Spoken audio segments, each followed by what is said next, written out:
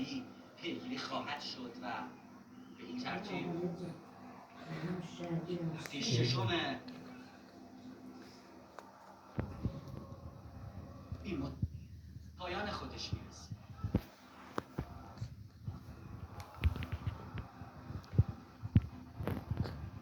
تورینو باید با لاتزیو بازی بکنه، کومو با فرونا، ونزیا با روم، فیورنتینا با امپولی، ناپولی و مونسا هم بازی‌های فردا رو تشکیل میدن.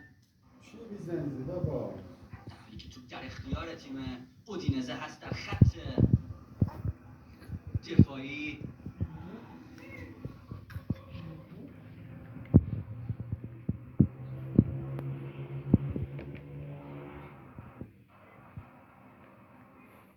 حرکت رو به جلو رو میخوان انجام بدن و فعلا دارن توپ رو بین خودشون به گردش در میارن.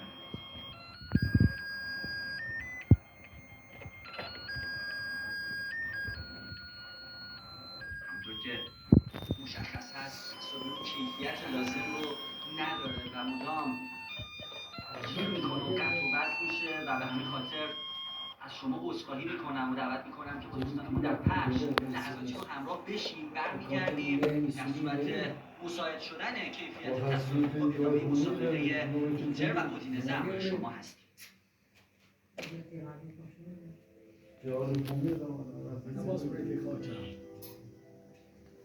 Ci hai un orecchio dast میگی. آقا همین سوره